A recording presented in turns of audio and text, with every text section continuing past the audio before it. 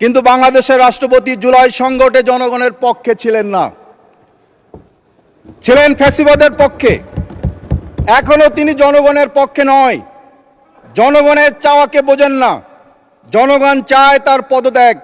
স্থানীয় সরকার ব্যবস্থাপনায় নির্বাচন ঘোষণা না করে নির্লজ্জভাবে ব্যাপক দলীয়করণ ইতিমধ্যে সম্পন্ন করা হয়েছে। মাননীয় স্পিকার, আপনার মাধ্যমে আমার নির্বাচনী এলাকা খুলনা 2-এর সকল ভোটার, যারা আমাকে ভোট দিয়েছে, যারা ভোট দেয়নি, সকলকেই আন্তরিক কৃতজ্ঞতা জানাই।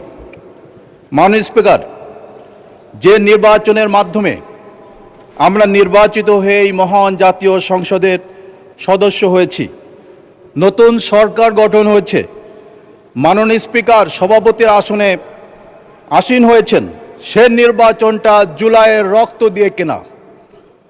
মাননীয় স্পিকার, আজকের এই সংসদ 1.5 সহস্রাধিক শহীদের জীবনের বিনিময়ে অর্জিত, প্রায় 1.5 লক্ষ আহত পঙ্গু জুলাই যোদ্ধাদের স্বপ্ন বিসর্জন দিয়ে এর মধ্য দিয়ে নতুন বাংলাদেশের স্বপ্ন রোপিত হয়েছে।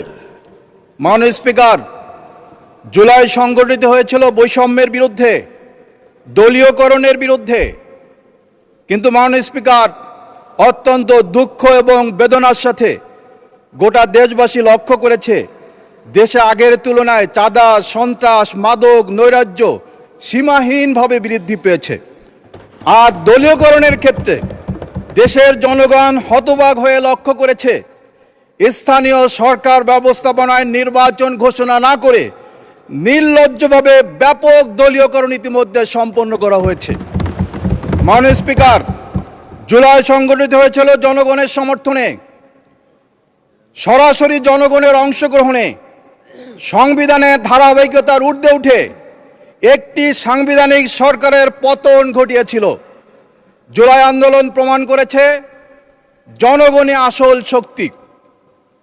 সেই জনগণ পরিবর্তন চেয়েছে, গণভোটে হায়ের পক্ষে সমর্থন দিয়েছে। ঐক্যমত্য কমিশনের সাথে সংশ্লিষ্ট সকল পক্ষ জুলাই চার্টারের সাথে একমত হয়ে স্বাক্ষর করলেও সরকারি দল গণভোটকে অস্বীকার করেছে, যা পৃথিবীর ইতিহাসে আর কখনো ঘটেনি। মাননীয় স্পিকার, রাষ্ট্রপতির ভাষণের ক্ষেত্রে এখন বলতে চায়, একজন রাষ্ট্রপতি তিনি দেশের সংকটে জনগণের পক্ষে ভূমিকা রাখেন, কিন্তু বাংলাদেশের রাষ্ট্রপতি জুলাই সংকটে জনগণের পক্ষে ছিলেন না, ছিলেন ফ্যাসিবাদের পক্ষে।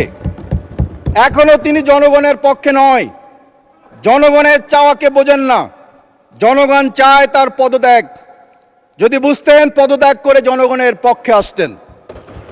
মাননীয় স্পিকার, রাষ্ট্রপতির ভাষণে বিগত সংসদের ভাষণ আর এই সংসদের ভাষণের মধ্যে কোনো পার্থক্য নেই, শুধু রং বদলিয়েছে।